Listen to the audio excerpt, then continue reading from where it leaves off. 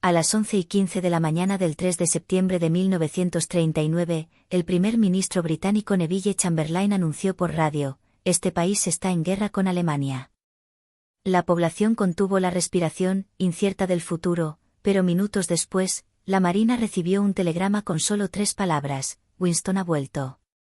Winston Churchill emergió como una figura que infundió ánimo a la nación durante la Segunda Guerra Mundial. Se le reconocía como un líder audaz, aunque también sumamente controvertido. No obstante, un aspecto menos conocido es su doble mandato como primer ministro de Gran Bretaña y el profundo impacto que ejerció en las finanzas. Mientras las bombas caían y las ciudades se desmoronaban, Churchill tomaba decisiones audaces sobre las finanzas de guerra, el patrón oro y otros asuntos económicos. Incluso tras la conclusión del conflicto, desempeñó un papel significativo en la determinación de las repercusiones económicas generales de la guerra. Es innegable que las decisiones económicas de Winston Churchill tuvieron un profundo impacto en la economía de Gran Bretaña y en el mundo en general. Su capacidad para cambiar el curso de la historia es incuestionable. Logró unir a la nación en sus momentos más sombríos, contribuyendo a la derrota de uno de los dictadores más crueles e inhumanos que jamás hayan existido. Sin embargo, Churchill también enfrentó grandes controversias, incluyendo la orquestación de la devastadora hambruna de Bengala que costó la vida a 3 millones de personas, su apoyo al uso de brutales armas químicas y otras polémicas de carácter racial. Esta dualidad resulta extraña, ya que no se esperarían tales controversias de alguien que contribuyó a la derrota de Hitler. Antes de profundizar en estos momentos de su vida, es esencial comprender sus motivaciones y las experiencias que lo moldearon. Si le interesa este tipo de contenido, puede suscribirse para no perderse los próximos episodios. Winston Churchill nació en un entorno de privilegio en 1874, en el seno de una de las familias aristocráticas más distinguidas de Inglaterra. Su padre era Lord Randolph Churchill, un líder político, y su madre, Leonard Jerome, una estadounidense. Aunque podría pensarse que Churchill estaba destinado a la grandeza desde el principio, sus primeros años revelan una trayectoria diferente. A los 13 años, apenas logró ingresar en la clase más baja de la escuela de Harrow, una institución para niños cerca de Londres. Además, su padre estaba convencido de que no poseía aptitudes para la política ni para el derecho. Consideró que el ejército representaba la mejor opción para el joven Winston, una decisión que no resultó fácil en sus inicios. Ciertamente, al principio tuvo dificultades, no consiguió aprobar el examen de ingreso a Sandhurst, una academia militar, e inicialmente no fue aceptado. Suspendió sus exámenes de ingreso, logrando su admisión solo en el tercer intento.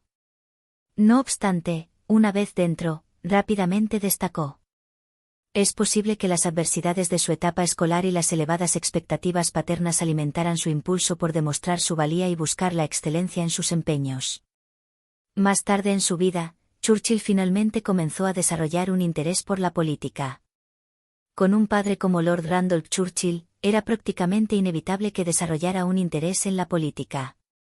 Tras recibir su nombramiento como oficial de caballería en febrero de 1895, sus aventuras imperiales comenzaron a alimentar sus crecientes ambiciones políticas. Tan solo un año después de dejar el ejército, en 1900, Churchill incursionó en la política y obtuvo un escaño en el Parlamento por Oldham. Sin embargo, el joven y ambicioso Churchill no siguió los pasos de su padre. En 1904, su convicción en la reforma social lo impulsó a dar un paso audaz, abandonó el Partido Conservador y se unió al Partido Liberal. Sus ideas, aunque no populares, revelaban una visión innegable para el futuro, lo cual se manifestó en 1911 cuando Churchill fue nombrado primer Lord del Almirantazgo. No perdió tiempo y rápidamente se dedicó a modernizar la Marina británica. Un breve recordatorio: si aún no se ha suscrito al canal, se recomienda hacerlo, ya que es de gran ayuda. Como se mencionaba, Churchill concentró todos sus esfuerzos en modernizar la Marina. Sin embargo, se estaban produciendo cambios económicos significativos que pronto requerirían su atención. A medida que su carrera política despegaba, comenzó a interesarse por el sistema financiero británico y, aproximadamente un año después, Churchill se reincorporó al Partido Conservador, citando diferencias con los liberales en políticas económicas y otros temas. No mucho tiempo después, Churchill dirigió su atención al patrón oro, un tema que definiría una parte significativa de su carrera. Sin embargo, existía una dificultad: las habilidades financieras no le resultaban innatas, pues no poseía una aptitud natural para los números. Por esta razón, recurrió a expertos como John Maynard Keynes, un economista brillante en aquel momento, y escuchó atentamente sus consejos. La mayoría de sus recomendaciones eran poco ortodoxas y no siempre las más útiles, pero moldearon su forma de pensar sobre las finanzas y sus decisiones posteriores. Una de sus primeras decisiones trascendentales fue la de retornar a Gran Bretaña al patrón oro en 1925. Este sistema había sido abandonado durante la Primera Guerra Mundial, en un momento en que el país lidiaba con deudas de guerra e inflación. La vuelta al patrón oro se percibía como una vía para restaurar la estabilidad financiera y aumentar la confianza en la economía.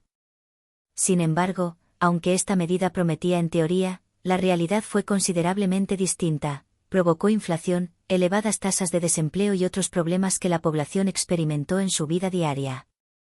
Por ejemplo, en 1926, los mineros, los más afectados por la tensión económica, protagonizaron una huelga a nivel nacional que se convirtió en uno de los movimientos laborales más grandes en la historia británica. El país se sumió en el caos, con protestas callejeras y disturbios generalizados. Ante esta situación, la respuesta de Churchill consistió en una estricta política de austeridad e incluso en recortes al gasto militar. Finalmente, incluso Churchill reconoció el fracaso del patrón oro, y su confianza en él comenzó a menguar. A principios de la década de 1930, era evidente que la política simplemente no funcionaba, el desempleo persistía y la economía no repuntaba. Posteriormente, en 1931, Gran Bretaña abandonó definitivamente el patrón oro. Esta decisión impactó significativamente la reputación de Churchill en los círculos económicos y, en ese momento, su carrera política podría haber sufrido un duro golpe. No obstante, un acontecimiento trascendental se gestaba más allá de las fronteras del país, a punto de cambiar el curso de la historia. Justo cuando la nación lidiaba con su inestabilidad financiera, una amenaza mucho mayor comenzó a surgir: la Segunda Guerra Mundial. Chamberlain, el primer ministro en ese momento, era plenamente consciente del compromiso de Churchill de derrotar a Hitler. Por ello, confió en Churchill para unir y liderar la nación. A medida que las tensiones aumentaban, Churchill regresó a su antiguo puesto como primer lord del almirantazgo en 1939, momento en que se envió el telegrama que decía: Winston ha vuelto. Churchill asumió el cargo de primer ministro durante los siguientes 5 años. A partir de entonces, se le conoció por tomar decisiones resolutivas e intrépidas, liderando a la nación a través de algunas de sus horas más oscuras, desde el borde de la derrota hasta la victoria. Surge entonces la pregunta: ¿cómo lo logró? Una de las mayores habilidades de Churchill residía en su extraordinaria capacidad oratoria, lo que le permitía pronunciar discursos impresionantes. Poseía una estrategia audaz, y sus heroicas palabras infundieron ánimo a la nación. Sus discursos adquirieron tal poder que se transformaron en un grito de guerra, otorgando al país la fuerza necesaria. Churchill comprendía que Gran Bretaña no podía combatir sola, por lo que trabajó incansablemente para establecer alianzas clave. Se unió al presidente estadounidense Franklin D. Roosevelt, a quien convenció de suministrar los materiales necesarios para el esfuerzo bélico, a pesar de las dudas iniciales de Roosevelt. Posteriormente, colaboró también con Stalin. De hecho, terminaron coordinando sus acciones y unificando sus objetivos para derrotar a un enemigo común. No fue una tarea fácil, pero su determinación para luchar contra las potencias del eje contribuyó a forjar la alianza que ganó la Segunda Guerra Mundial. Para mantener la solidez de las alianzas de Gran Bretaña, Churchill emprendió viajes por todo el mundo, a menudo en travesías sumamente peligrosas al extranjero. Su objetivo era sencillo: preservar la fuerza de la Gran Alianza, pues su fracaso implicaría también la derrota de Gran Bretaña. Era una tarea extenuante que requería una considerable coordinación, mano de obra y recursos. Mientras Churchill se esforzaba por fortalecer aún más la Gran Alianza, otro problema evidente salió a la luz: la escasez de fondos. Churchill buscaba desesperadamente una manera para que Gran Bretaña continuara su lucha contra Alemania, ya que sus reservas de oro y divisas se estaban agotando. Con una necesidad urgente de resolver esta escasez de fondos, Churchill dirigió una carta al presidente Franklin D. Roosevelt a principios de diciembre de 1940. En ella escribió: «Se acerca el momento en que ya no podremos pagar en efectivo los envíos y otros suministros». Roosevelt no lo decepcionó y respondió con un programa de préstamo y arriendo que atendería la solicitud de Churchill de más fondos. La concepción de un programa de préstamo y arriendo no era completamente novedosa, ya que se inspiró en el acuerdo previo de destructores por bases. En dicho acuerdo, Estados Unidos entregó a Gran Bretaña 50 destructores navales obsoletos a cambio de arrendamientos por 99 años de tierras en Terranova y el Caribe en 1940. El programa de préstamo y arriendo, en cualquier caso, llevó este concepto aún más lejos.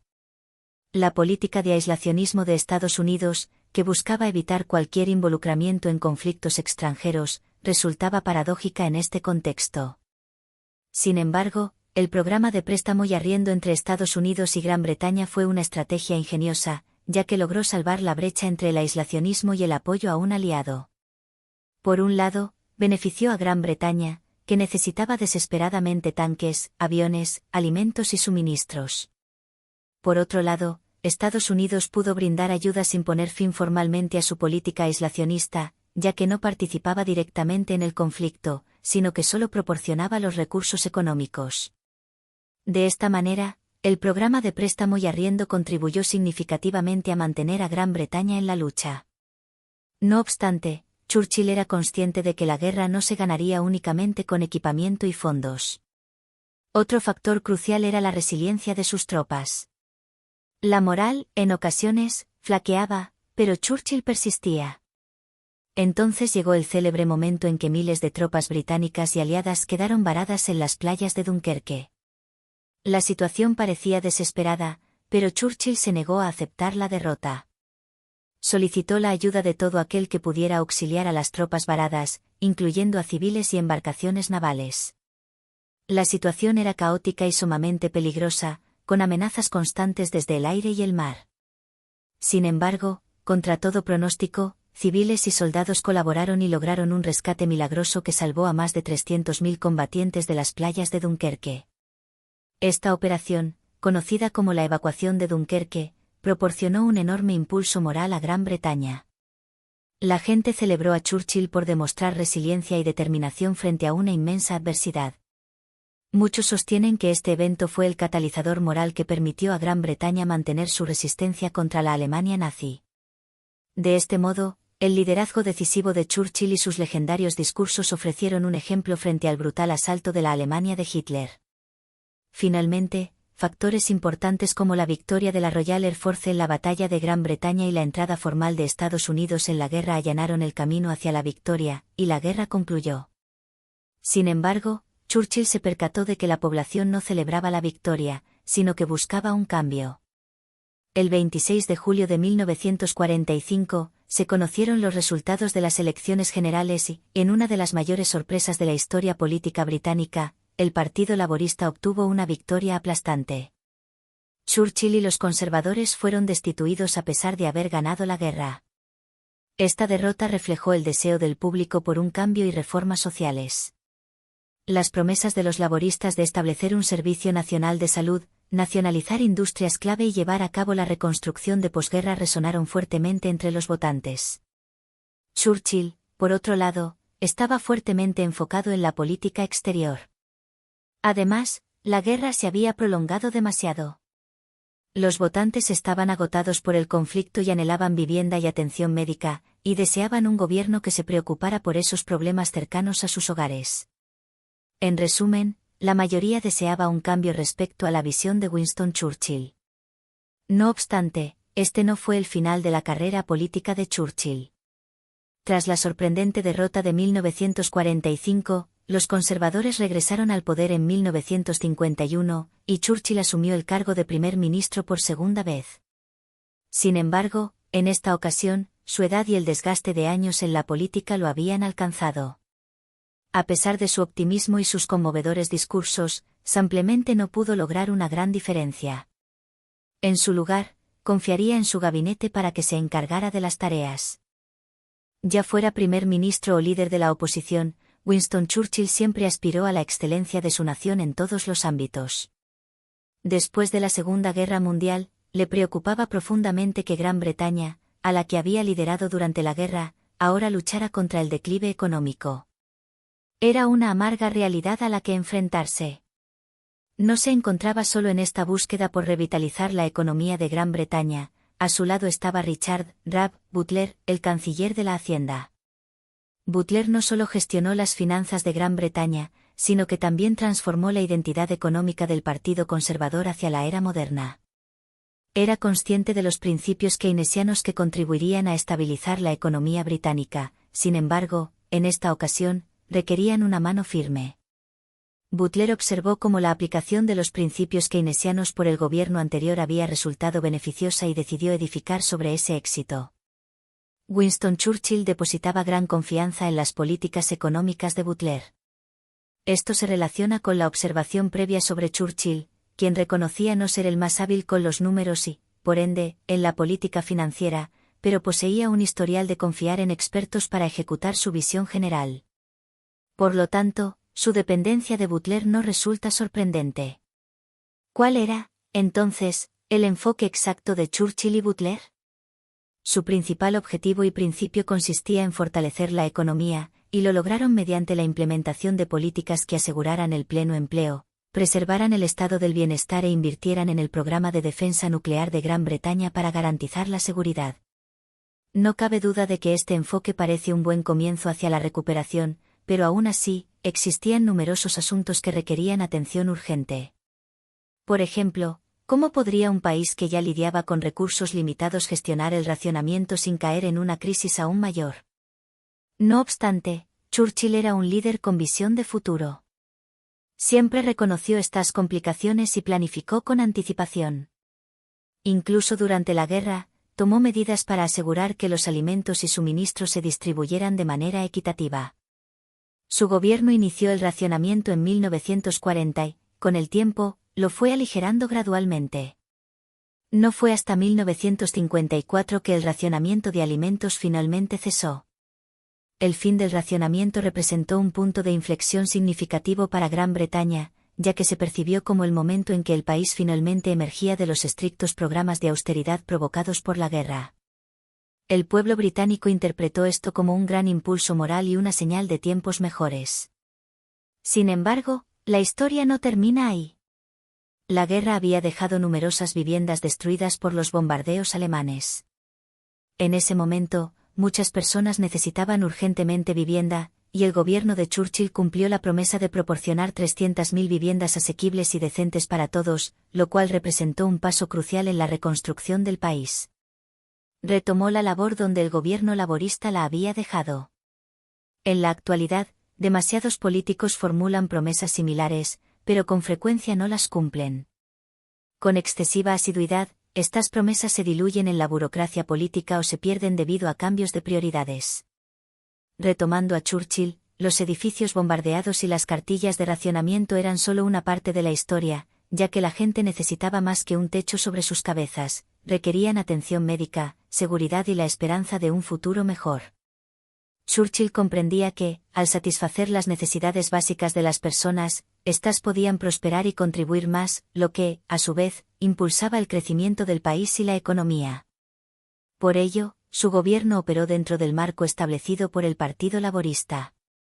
Los británicos juzgaban al gobierno de Churchill basándose en su limitada implicación previa y un gasto controlado. En lugar de desmantelar el estado de guerra, Churchill optó por apoyarlo. El NHS o Servicio Nacional de Salud se mantuvo intacto y el sistema de beneficios continuó asistiendo a los necesitados. Churchill era pragmático, sabía que desmantelar el estado del bienestar haría a su gobierno muy impopular.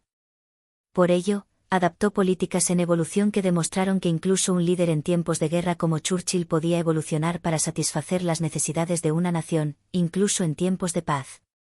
Churchill no se entusiasmó inicialmente con la plena extensión de un estado del bienestar, debido a su tradicional creencia en el individualismo y los principios del libre mercado.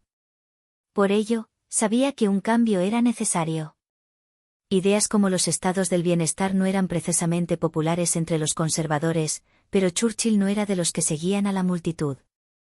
Destacó, sin temor a desafiar la tradición y a presionar por el cambio. De hecho, Churchill fue un pionero en este concepto de estado del bienestar y tomó muchas medidas que fueron denominadas el campo inexplorado de la política, con muy buena razón. Sus iniciativas incluyeron medidas como bolsas de trabajo para conectar a los trabajadores con empleos, salarios mínimos para aquellos en industrias mal pagadas y el primer sistema de seguro de desempleo del mundo. Estas medidas contribuyeron a reactivar la economía al poner dinero en manos de la gente, lo que era lo que deseaban. Con más dinero para gastar, la población pudo adquirir lo que necesitaba, lo que a su vez estimuló la demanda e impulsó el crecimiento económico. Los desafíos económicos no se limitaban únicamente a Gran Bretaña, de hecho, el mundo entero los enfrentaba. Al igual que Churchill, numerosos líderes mundiales estaban preocupados por la reconstrucción económica. Todos se preguntaban qué sucedería a continuación y cómo podrían evitar el próximo caos financiero que había desencadenado muchos de estos conflictos. En un momento histórico marcado por la incertidumbre y el frágil equilibrio de una guerra todavía en curso, dos de los líderes más influyentes del siglo XX se encontraron lejos de tierra firme, a bordo de un barco en aguas del Atlántico Norte. Allí, Franklin D. Roosevelt, presidente de Estados Unidos, y Winston Churchill, primer ministro del Reino Unido, protagonizaron una reunión que trascendería como uno de los hitos diplomáticos más significativos de la contienda.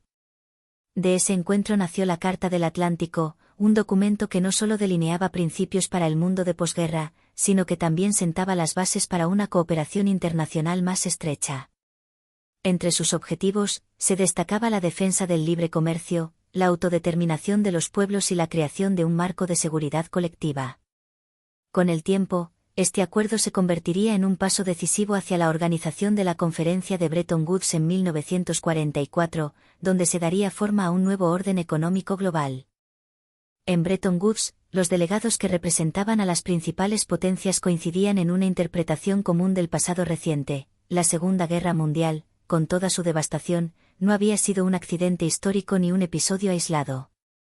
Para ellos, sus raíces se encontraban en los errores cometidos tras la Primera Guerra Mundial, especialmente en las políticas económicas que siguieron al Tratado de Versalles. Las reparaciones impuestas a Alemania y a otros países derrotados, extremadamente onerosas, habían asfixiado sus economías y alimentado resentimientos que, con el tiempo, se transformarían en un terreno fértil para el extremismo. A esto se sumaban las medidas proteccionistas adoptadas por muchas naciones, que restringieron el comercio internacional, frenaron la recuperación económica y exacerbaron la competencia por recursos escasos. La voz de Churchill no fue ajena a estas discusiones. Si bien no era un economista de formación, entendía con claridad la relación entre la estabilidad financiera y la paz internacional. Respaldó la idea de que la inestabilidad económica causada por la Gran Depresión de los años 30 había sido un factor determinante en el ascenso de regímenes autoritarios y en el deterioro del clima político global. Para él, la crisis no solo había empobrecido a millones de personas, sino que también había erosionado la confianza en las instituciones democráticas, dejando a las sociedades más vulnerables a la propaganda y al militarismo. Sin embargo, Churchill siempre procuró matizar esta visión puramente económica de las causas de la guerra. Consideraba que, si bien los problemas financieros y comerciales desempeñaron un papel clave, no podían entenderse de forma aislada. A su juicio, los fallos políticos y militares posteriores a la Primera Guerra Mundial fueron igualmente decisivos: la incapacidad de las potencias para mantener un sistema de seguridad colectiva eficaz, la fragmentación de alianzas estratégicas y la complacencia frente a los primeros actos de agresión de potencias revisionistas habían permitido que las tensiones se acumularan hasta el punto de ruptura. En otras palabras, para Churchill, la Segunda Guerra Mundial fue el resultado de una combinación letal de inestabilidad económica y errores políticos, un recordatorio de que la paz duradera exige tanto prosperidad compartida como un orden internacional capaz de responder de forma unida y decidida a las amenazas emergentes. Los delegados que se reunieron en la histórica conferencia de Bretton Woods en julio de 1944 eran plenamente conscientes de la magnitud de la tarea que tenían ante sí. El mundo salía de una guerra devastadora que había desorganizado las economías, destruido infraestructuras y alterado gravemente los flujos comerciales internacionales. En ese contexto, resultaba evidente para todos que, si se quería evitar una repetición de las tensiones económicas que habían contribuido al estallido de la Segunda Guerra Mundial, era imprescindible establecer un sistema que facilitara el comercio, garantizara el acceso a recursos y capital, y redujera las probabilidades de conflictos por cuestiones económicas. Así, entre los pasillos del Hotel Mount Washington, en la pequeña localidad de Bretton Woods, New Hampshire, tomó forma un consenso inusual. Independientemente de sus diferencias políticas, todos los delegados acordaron un objetivo común de largo alcance: impulsar el libre comercio de divisas y edificar una base sólida para una estabilidad económica internacional duradera. De esa convergencia de intereses nació el sistema de Bretton Woods, un acuerdo que, con el tiempo, demostraría tener un impacto profundo no solo en la política económica de la posguerra, sino también en el curso de la historia financiera global. Por primera vez, un número significativo de países decidía someter sus monedas y políticas monetarias a un marco multilateral de reglas claras, supervisadas por instituciones internacionales creadas con ese propósito. El objetivo era ambicioso: no solo restaurar el orden económico tras el caos de la guerra, sino también establecer un mecanismo preventivo contra futuras crisis que pudieran derivar en enfrentamientos bélicos. El acuerdo central de Bretton Woods fue, en su concepción, elegante y pragmático a la vez. Estipulaba que todas las monedas nacionales estarían vinculadas al dólar estadounidense, y que éste, a su vez, mantendría un valor fijo respaldado por oro a la tasa de $35 por onza. Este vínculo entre el papel moneda y un activo tangible como el oro transmitía confianza a los mercados internacionales y limitaba la volatilidad en el comercio exterior. Al fijar tipos de cambio estables, el sistema reducía el riesgo para exportadores e importadores, facilitando la planificación a largo plazo y promoviendo el crecimiento de los intercambios internacionales. La previsibilidad que brindaba este marco monetario fue clave para que las naciones, incluso aquellas que habían sido rivales en el conflicto, pudieran reconstruir sus economías con una base de confianza mutua. El comercio internacional, que durante la guerra había estado fuertemente restringido y distorsionado, comenzó a expandirse de nuevo bajo un clima más ordenado. Los inversores podían tomar decisiones con mayor seguridad, y los gobiernos disponían de un sistema de referencia que limitaba las devaluaciones competitivas, tan perjudiciales en décadas anteriores. En última instancia, el sistema de Bretton Woods se convirtió en el cimiento de una era de cooperación económica sin precedentes, con instituciones como el Fondo Monetario Internacional y el Banco Mundial actuando como guardianes y facilitadores de este nuevo orden. Aunque el sistema se desmantelaría décadas después, su creación marcó un punto de inflexión. Demostró que la estabilidad económica global podía ser el resultado de acuerdos multilaterales bien diseñados y respaldados por un compromiso político firme entre las principales potencias del mundo. Además, el acuerdo alcanzado en Bretton Woods no solo redefinió las bases del sistema monetario internacional, sino que también abrió las puertas a la creación de dos instituciones que, con el tiempo, se convertirían en pilares de la economía global: el Fondo Monetario Internacional, FMI, y el Banco Mundial. Concebidas para garantizar la estabilidad económica mundial y promover el desarrollo en todos los continentes, estas organizaciones asumieron la responsabilidad de supervisar las relaciones financieras internacionales, otorgar asistencia a países en crisis y financiar proyectos destinados a impulsar el crecimiento en naciones menos desarrolladas. En este escenario, Winston Churchill desempeñó un papel crucial.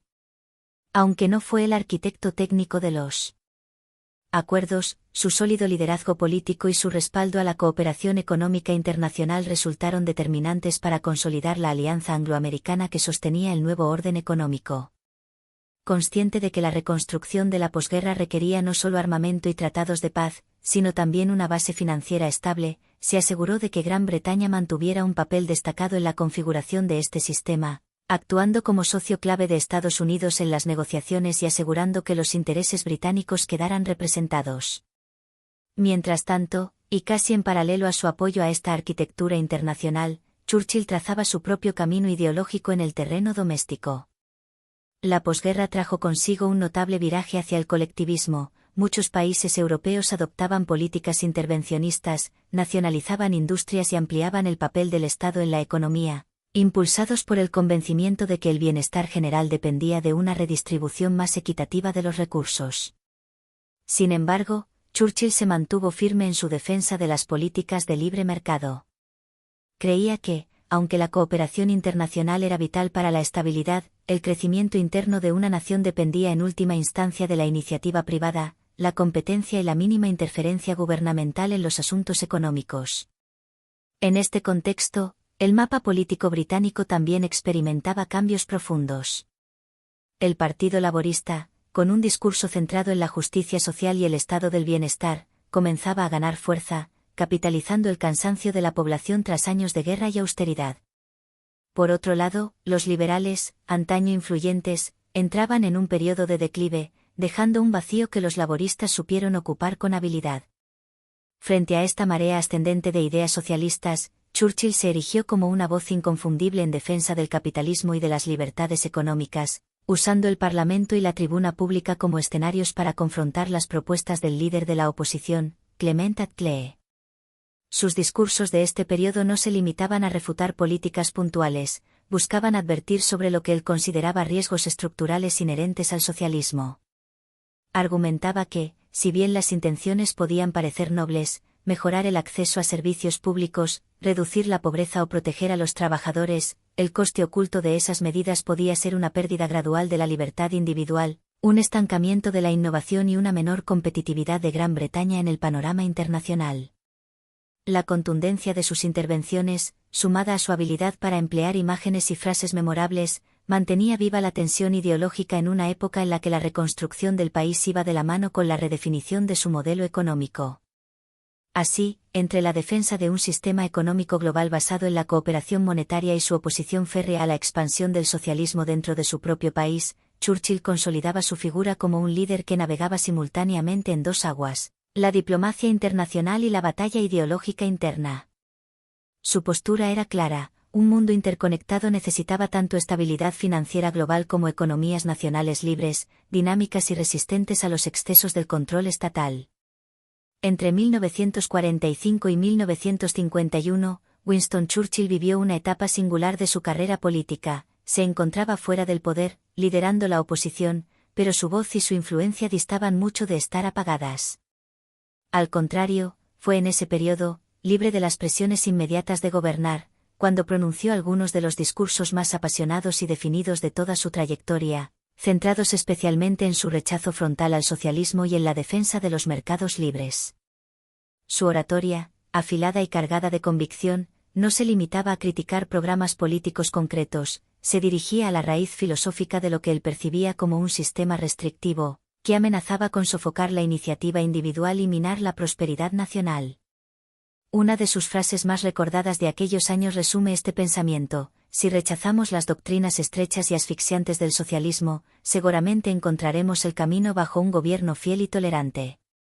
Para Churchill, el socialismo no era simplemente una alternativa económica legítima dentro del juego democrático, sino una estructura que, en su opinión, podía poner en riesgo la libertad personal, frenar el progreso económico y debilitar la posición de Gran Bretaña como una de las potencias financieras más influyentes del mundo. Creía que, al concentrar el poder económico en manos del Estado y limitar el dinamismo del mercado, se atentaba contra la creatividad empresarial, el mérito individual y la capacidad de una nación para adaptarse a las exigencias cambiantes de la economía global. Estas advertencias no surgían de una mera preferencia ideológica, sino de su lectura histórica. Para él, las naciones que sacrificaban la libertad económica en aras de un control centralizado corrían el riesgo de empobrecerse material y espiritualmente. Su retórica de este periodo no solo tuvo un impacto inmediato en el debate parlamentario, sino que dejó huella en una generación entera de políticos británicos, entre ellos una joven Margaret Thatcher.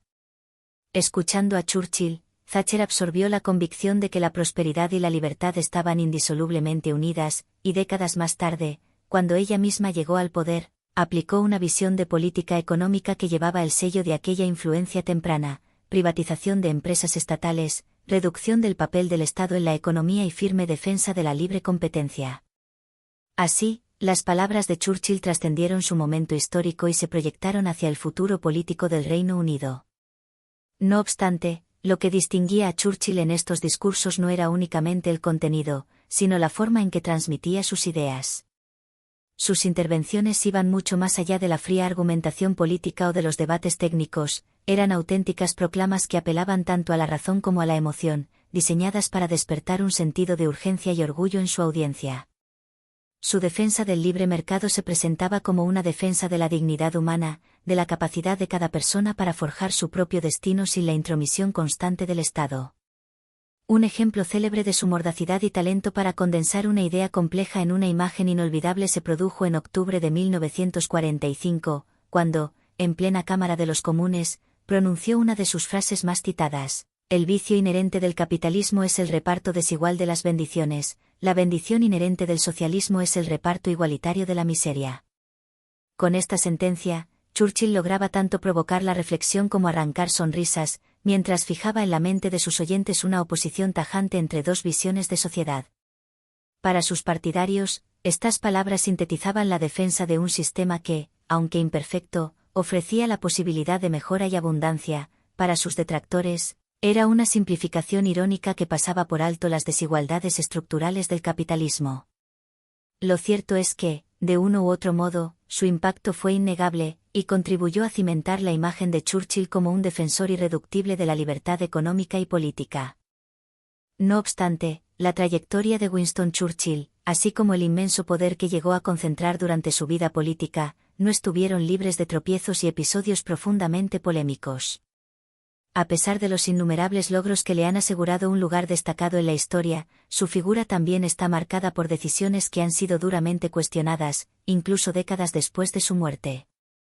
Entre las más controvertidas se encuentra su gestión, o, según muchos, su negligencia, durante la hambruna de Bengala en 1943, un desastre humanitario que tuvo lugar en la India, entonces bajo dominio colonial británico. Esta tragedia, una de las peores del siglo XX, provocó la muerte de aproximadamente 3 millones de personas, sumiendo a toda una región en un sufrimiento indescriptible. La hambruna no fue simplemente el resultado de fenómenos naturales, sino que estuvo profundamente vinculada a políticas y decisiones administrativas.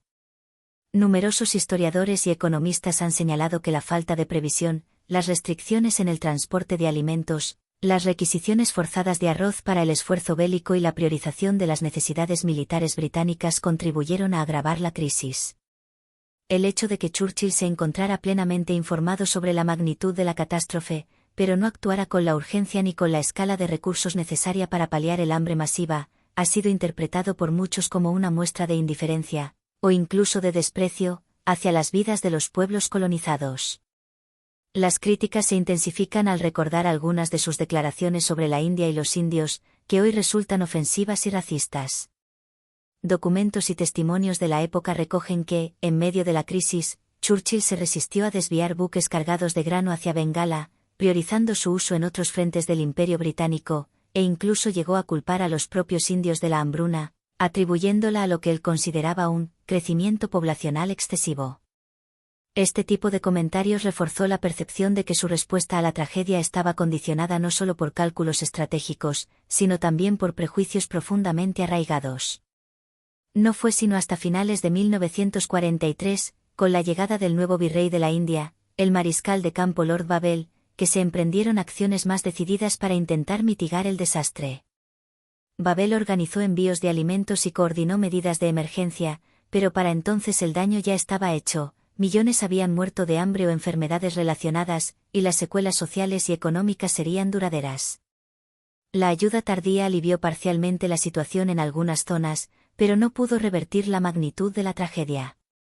Hoy en día, la hambruna de Bengala se cita con frecuencia como uno de los episodios más oscuros del legado de Churchill y como un ejemplo ilustrativo de las consecuencias devastadoras que pueden tener las políticas coloniales indiferentes al sufrimiento humano.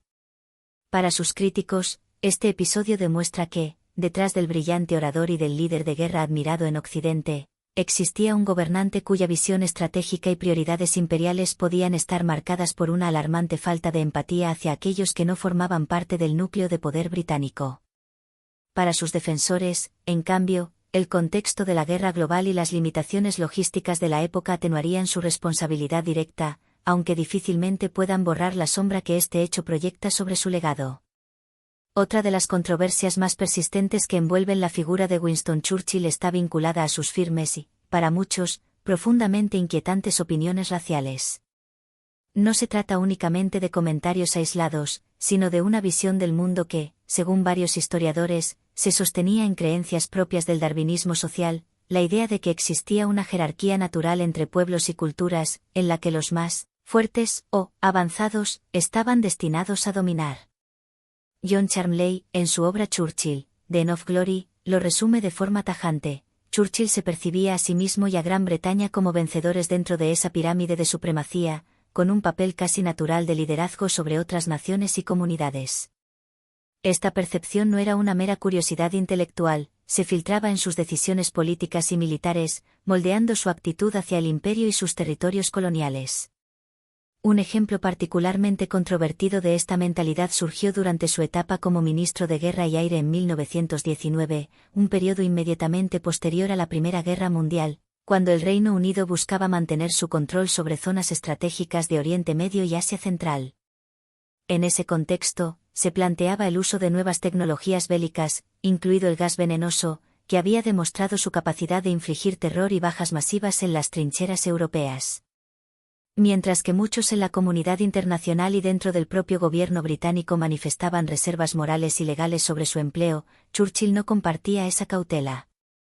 En un memorándum redactado entonces, expresó sin ambigüedades su apoyo a la utilización de gas contra objetivos específicos. En sus propias palabras, consideraba que este tipo de armas podía emplearse contra lo que él describía como tribus incivilizadas, una categoría con la que se refería a los kurdos y afganos que, en aquel momento, ofrecían resistencia a la presencia británica. La frase que dejó escrita, y que ha sido citada repetidamente por historiadores, resulta reveladora de su pensamiento: no puedo comprender esta delicadeza sobre el uso del gas. Con ello, no solo mostraba su disposición a emplear un arma prohibida por muchos códigos éticos y tratados internacionales emergentes, sino que también subrayaba una percepción profundamente jerarquizada del valor de la vida humana, donde la aplicabilidad de ciertos principios dependía de quienes fueran los destinatarios de la violencia. Este episodio se ha convertido en uno de los puntos más críticos del debate sobre su legado, pues muestra hasta qué punto sus convicciones imperiales y raciales podían influir en políticas que hoy serían consideradas violaciones graves del derecho internacional y de los derechos humanos. Para sus detractores, el memorándum no es una anécdota aislada, sino una ventana hacia una forma de pensar que justificaba medidas extremas bajo el argumento de la civilización y el orden. Para sus defensores, en cambio, el contexto histórico, marcado por revueltas, inestabilidad y una visión global dominada por potencias coloniales, ayuda a explicar, aunque no necesariamente a justificar, estas decisiones. En cualquier caso, este episodio sigue siendo una pieza clave para comprender la complejidad de Churchill, un hombre capaz de inspirar a millones con sus palabras, pero también de promover acciones que hoy despiertan un rechazo casi unánime.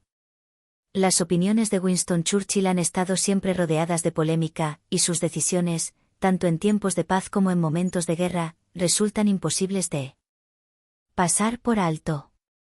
Su figura, cargada de simbolismo y recordada por gestos de firmeza y determinación, se ve acompañada por un costado más sombrío, incómodo para muchos de sus admiradores.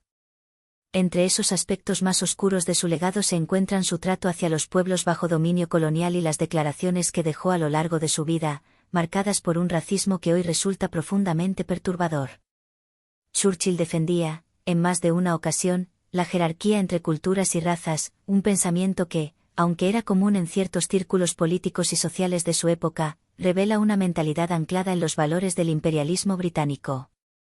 Este rasgo de su personalidad no solo empaña parte de su reputación, sino que actúa como recordatorio de que incluso los líderes más admirados, aquellos que encarnan valentía y carisma, pueden albergar ideas sombrías y moralmente cuestionables. La historia, con su mirada más completa y desapasionada, obliga a observar tanto sus méritos como sus defectos, sin caer en idealizaciones absolutas. Churchill tuvo una vida larga y plena de actividad pública, pero con el paso de los años, como es natural, fue reduciendo su presencia en la arena política y en los compromisos sociales. Los estragos de la edad y las secuelas de su intensa trayectoria comenzaron a manifestarse, llevándolo a un retiro progresivo. La vida de un hombre que había ocupado el centro del escenario mundial se fue tornando más silenciosa, más doméstica, y sus días se llenaron de rutinas pausadas lejos de la vorágine que había definido gran parte de su existencia. Finalmente, una fría mañana de enero de 1965, llegó el instante que marcaría el final de su vida. Sus últimas palabras, registradas por quienes lo acompañaban, fueron simples y directas: «Estoy aburrido de todo esto». La frase, desprovista de pomposidad o grandilocuencia, puede interpretarse como el suspiro de un hombre que había vivido intensamente, que había probado la gloria y soportado el peso de decisiones trascendentales, y que, en sus últimos momentos, sentía el cansancio de haberlo visto y experimentado casi todo. El legado de Churchill, pese a sus controversias, se construye sobre pilares sólidos de fortaleza, liderazgo y una determinación inquebrantable. En los años más oscuros de la Segunda Guerra Mundial, cuando el Reino Unido enfrentaba el riesgo real de caer bajo el dominio nazi, su voz se convirtió en un faro que guiaba la resistencia. Con discursos que combinaban un dominio magistral del lenguaje y una profunda comprensión del estado anímico de su pueblo, supo transmitir coraje y unidad. Churchill no se limitó a dirigir estrategias militares o a negociar con aliados, supo movilizar el idioma inglés como si fuera un arma, forjando frases que se grabaron en la memoria colectiva y que mantenían viva la moral en tiempos de privaciones y miedo. Esa capacidad de transformar las palabras en un instrumento de combate psicológico y emocional fue uno de sus talentos más distintivos. No es exagerado afirmar que, durante la contienda, Churchill logró que la retórica funcionara como un escudo invisible que protegía a su nación. Cada discurso, cuidadosamente elaborado, se convertía en una dosis de esperanza y resistencia para un pueblo agotado por los bombardeos y las pérdidas humanas. En este sentido, su habilidad para cohesionar a la sociedad británica fue tan crucial como cualquier victoria militar. Aunque la historia siga debatiendo sus aciertos y errores, es innegable que en aquellos años decisivos, Churchill demostró cómo el liderazgo no reside únicamente en la capacidad de mandar ejércitos, sino también en la de inspirar corazones y mentes para perseverar frente a la adversidad. Churchill anhelaba con fuerza la construcción de un mundo más cohesionado y seguro, una visión que no se limitaba a meros gestos diplomáticos, sino que estaba profundamente entrelazada con todo su legado como estadista. Para él, las alianzas internacionales no eran simples convenios formales firmados sobre el papel, sino vínculos estratégicos que podían determinar el destino de las naciones en momentos de crisis.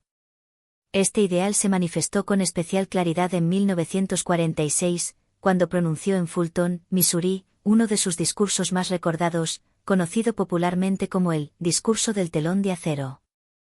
En aquella ocasión, abogó con determinación por el fortalecimiento de una sólida alianza angloamericana, convencido de que la historia, la lengua, las tradiciones políticas y los valores democráticos compartidos entre Gran Bretaña y Estados Unidos ofrecían una base inquebrantable para una cooperación duradera. Según su razonamiento, la unión de estas dos potencias podía convertirse en el pilar central para salvaguardar la paz en un mundo que aún padecía las heridas abiertas por la Segunda Guerra Mundial y que se adentraba en un nuevo orden geopolítico marcado por tensiones crecientes. En su discurso, Churchill dejó claro que esta asociación transatlántica no solo debía sustentarse en afinidades culturales o históricas, sino también en una capacidad de defensa conjunta que sirviera de disuasión frente a cualquier amenaza. En este sentido, veía como un elemento clave el hecho de que Estados Unidos poseyera la bomba atómica, una innovación militar sin precedentes que, a su juicio, podía actuar como garante de la estabilidad global siempre que se manejara con prudencia y sentido estratégico. No se trataba, en su opinión, de intimidar o imponer, sino de evitar que la humanidad cayera nuevamente en el abismo de un conflicto mundial. La combinación del poder militar estadounidense y la experiencia política británica representaba, para él, una fuerza necesaria y equilibrada capaz de preservar el orden en una época marcada por la incertidumbre, el inicio de la Guerra Fría y la amenaza de nuevas divisiones ideológicas. Ahora bien, si en el ámbito geopolítico Churchill se mostraba visionario y estratégico, en las cuestiones económicas su perfil era muy distinto. Es preciso reconocer, sin rodeos, que no era un genio de las finanzas. De hecho, probablemente él mismo habría admitido sin reparos que los números no eran su terreno más cómodo. No poseía la precisión técnica de un economista ni el instinto de un banquero experimentado, sus intereses y talentos se orientaban más hacia la retórica, la diplomacia y la planificación política de gran escala que hacia la gestión minuciosa de presupuestos o balances. Su enfoque en política económica o financiera era, por tanto, marcadamente pragmático. No intentaba dominar cada fórmula o cada cálculo, ni pretendía proyectar una imagen de experto en cuestiones monetarias. Lo que se hacía era reconocer sus limitaciones y compensarlas con una habilidad que también define a los buenos líderes, saber rodearse de personas competentes. Churchill confiaba en asesores y ministros con experiencia real en el manejo de la economía para que elaboraran y ejecutaran las medidas necesarias, mientras él se centraba en fijar el rumbo general y en garantizar que dichas decisiones se alinearan con su visión política global. Para él, lo esencial no era el detalle técnico de la ejecución, sino que el resultado final contribuyera a sus objetivos estratégicos, tanto en la reconstrucción interna del país como en su papel en el escenario internacional. Este método, aunque criticado por algunos por su aparente falta de implicación en las cuestiones financieras, respondía a una filosofía de liderazgo que privilegiaba la visión a largo plazo por encima del control exhaustivo de cada dato. En su mente, el capitán de un barco no necesita conocer cada engranaje del motor, siempre que cuente con ingenieros capaces de mantenerlo en marcha y dirigirlo hacia el destino previsto. Así, Churchill trasladaba su energía a las áreas donde se sentía más competente: la política exterior, la cohesión social, la preparación estratégica, mientras dejaba que otros, con mayor especialización, se ocuparan de la compleja maquinaria económica que sostenía sus planes. En última instancia, esta combinación de visión internacional, pragmatismo interno y confianza en el trabajo de especialistas contribuyó a moldear su legado. Su insistencia en una alianza sólida entre las democracias anglosajonas y su capacidad para delegar en manos expertas la gestión de los recursos evidencian un mismo principio: la creencia en que la fuerza de una nación no se mide solo por su poder militar o su riqueza inmediata, sino por la calidad de sus alianzas y por la habilidad para coordinar talentos diversos hacia un objetivo común. A pesar de los años transcurridos desde su muerte, las opiniones sobre Winston Churchill siguen provocando un intenso debate, tanto en el ámbito académico como en la memoria popular. Su figura, rodeada de episodios decisivos del siglo XX, continúa generando admiración y rechazo a partes iguales. Para muchos, encarna el ideal de un líder intrépido y visionario, capaz de leer el pulso de la historia y actuar en consecuencia. Ven en él a un estadista que, en el momento más crítico para el Reino Unido y para Europa, supo levantar la moral colectiva, transmitir una férrea determinación y aprovechar cada oportunidad diplomática y militar a su alcance. Con una habilidad poco común, forjó alianzas estratégicas con potencias decisivas como Estados Unidos y la Unión Soviética, configurando un frente común contra el expansionismo nazi. Bajo su liderazgo, la nación británica, desgastada pero decidida, atravesó la Segunda Guerra Mundial y alcanzó una victoria que, sin su capacidad de persuasión y su obstinada voluntad, quizá habría resultado impensable. Este logro, de una magnitud histórica considerable, consolidó su lugar en los anales de la política internacional. Sin embargo, el retrato no está exento de sombras. Otro sector de la opinión pública y de la historiografía recuerda con insistencia sus errores, algunos de ellos con repercusiones económicas y sociales que se prolongaron mucho más allá de su mandato. El ejemplo más citado es su decisión de retornar al patrón oro en 1925, cuando aún era ministro de Hacienda. Aunque en su momento la medida se presentó como una apuesta por la estabilidad monetaria y el prestigio financiero del país, el efecto inmediato fue una fuerte contracción económica, la pérdida de competitividad de las exportaciones y un aumento del desempleo.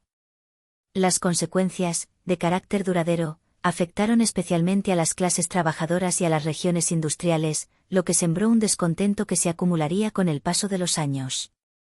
A este legado económico se suman aspectos más controvertidos aún: sus puntos de vista racistas, documentados en escritos y declaraciones, que hoy resultan profundamente perturbadores para cualquier sensibilidad contemporánea. En sus comentarios sobre pueblos y culturas no europeas, se reflejaba una visión jerárquica del mundo, propia de una mentalidad colonial, que choca frontalmente con los principios de igualdad y respeto por la diversidad que se valoran en la actualidad. No obstante, incluso entre sus detractores se reconoce un rasgo que lo distinguía de la mayoría de sus contemporáneos: su excepcional capacidad para unir a la gente en torno a un objetivo común, sobre todo en tiempos de adversidad. Churchill comprendía como pocos el poder de la palabra y la importancia de la comunicación en la política. Su oratoria no se limitaba a proclamas patrióticas, era un instrumento calculado para insuflar coraje, paciencia y disciplina en una población sometida a duros sacrificios. En un contexto donde la austeridad y el racionamiento eran inevitables, él sabía cómo ganarse la atención y el compromiso del pueblo, como ilustran sus propias palabras en uno de sus discursos: «Señoras y señores, permítanme, por favor, reclamar su atención por un momento. Solo puede ser un momento, porque, Por supuesto, en esto y en la mayoría de las otras cosas, todos estamos racionando ahora. Esta frase, sencilla y directa, encapsula su capacidad para conectar con las circunstancias cotidianas de la gente y, al mismo tiempo, recordarles la magnitud del desafío colectivo. En esa mezcla de humor, firmeza y proximidad residía buena parte de su arte político, un arte que lo convirtió, para bien o para mal, en uno de los líderes más influyentes y discutidos de la historia moderna.